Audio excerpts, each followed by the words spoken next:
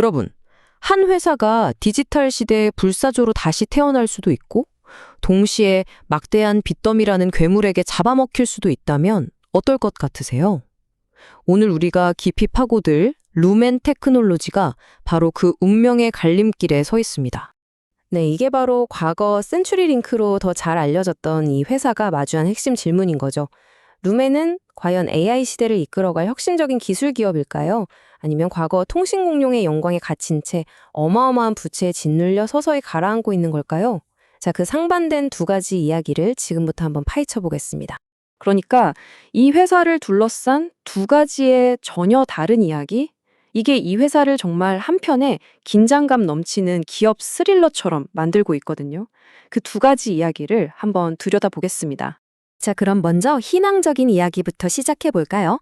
바로 루멘이 이 AI 시대를 맞아서 스스로를 디지털 불사조로 완전히 탈바꿈시키는 그런 이야기입니다. 이 모든 변화의 중심에는요, 바로 서비스형 네트워크, 줄여서 나스라는 개념이 있습니다. 이게 뭐냐면 그냥 통신망을 빌려주는 수준이 아니에요. 자기들이 가진 어마어마한 광섬유 자산을 마치 클라우드 서비스처럼 필요할 때마다 유연하게 또 프로그래밍해서 쓸 수 있는 그런 디지털 플랫폼으로 바꾸겠다는 겁니다. 정말 혁신적인 발상이죠. 이 엄청난 계획은요, 크게 세 가지 축으로 돌아갑니다.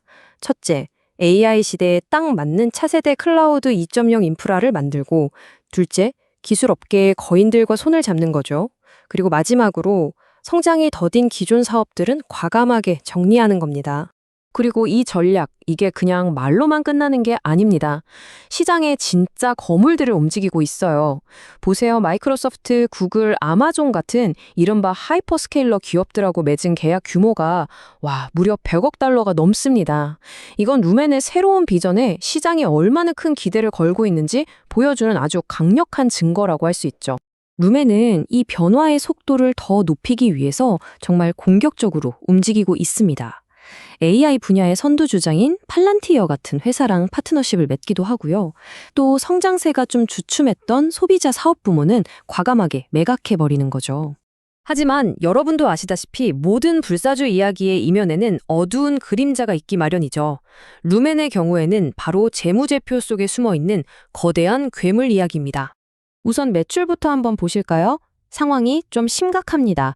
불과 몇 년 전 최고점과 비교해서 매출이 거의 반토막이 났어요. 50%나 급감한 겁니다. 매출이 이렇게 뚝 떨어지니까 당연히 엄청난 손실로 이어졌습니다. 2025년 단 9개월 만에 기록한 순손실이 무려 17억 달러. 우리 돈으로 환산하면 2조 원이 넘는 돈이 그냥 사라진 거예요. 이러니 회사 현금 흐름에 빨간불이 켜질 수밖에 없었겠죠.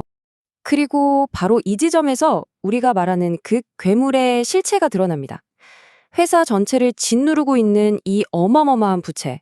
이게 사실 과거에 레벨 3 커뮤니케이션즈 같은 회사를 무리하게 인수하면서 남은 유산이기도 합니다. 자, 그럼 이렇게 거대한 부채라는 괴물이 버티고 있는데 이걸 어떻게 상대할 수 있을까요? 루멘은요, 정말 아슬아슬한 줄타기 같은 굉장히 위험한 재무 전략을 통해서 시간을 벌려고 하고 있습니다. 실제로 2025년 말부터 2026년 초에 걸쳐서 회사는 아주 복잡한 부채 구조 조정에 들어갔습니다. 이걸 통해서 어떻게든 재무적으로 숨쉴 공간을 확보하려고 한 거죠. 여기서 중요한 건요, 단순히 빚의 액수를 좀 줄이는 그런 차원의 얘기가 아니었다는 겁니다. 진짜 목표는 회사에 손발을 묶고 있던 여러 제한적인 규정들을 없애고 담보를 풀어서 이 새로운 불사조 전략이 날개를 펼 수 있는 최소한의 공간, 그 숨통을 치워주는 거였죠. 이런 불사조와 괴물의 싸움은요, 월가의 금융분석가들 사이에서도 의견을 완전히 둘로 쪼개놨습니다. 한쪽에서는 이 회사 주가는 75%나 저평가됐다, 가치가 31달러는 가야 한다, 이렇게 아주 긍정적으로 보는 반면에 다른 한쪽에서는 무슨 소리냐, 사실상 지급불능 상태다, 가치는 0달러다 라고 혹평을 하는 거죠. 정말 충격적일 정도로 평가가 극과 극을 달리고 있는 겁니다. 이렇게 전문가들 의견마저 첨예하게 갈리니까 시장 전체의 분위기는 어떨까요? 당연하게도 그냥 보유, 즉 홀드입니다. 일단은 좀 더 지켜보자는 거죠. 과연 불사조의 이야기가 이길지 아니면 괴물의 이야기가 이길지 다들 숨죽이고 있는 겁니다. 자, 그럼 이제 어떻게 될까요? 시장은 최종 판결을 기다리고 있고요. 그 운명을 결정할 몇 가지 중요한 이벤트들이 바로 코앞으로 다가왔습니다. 특히 주목해야 할 날짜들이 있습니다. 바로 2026년 2월 3일에 있을 2025년 4분기 실적 발표, 그리고 아직 날짜는 정해지지 않았지만 2026년 중에 열릴 투자자의 날 행사입니다.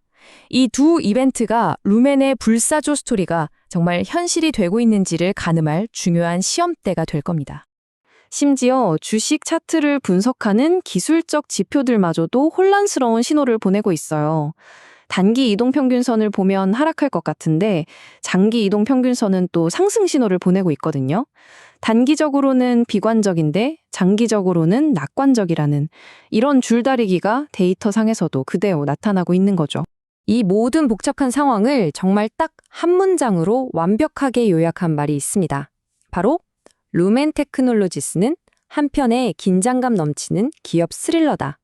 정말 이보다 더 정확한 표현이 있을까 싶네요.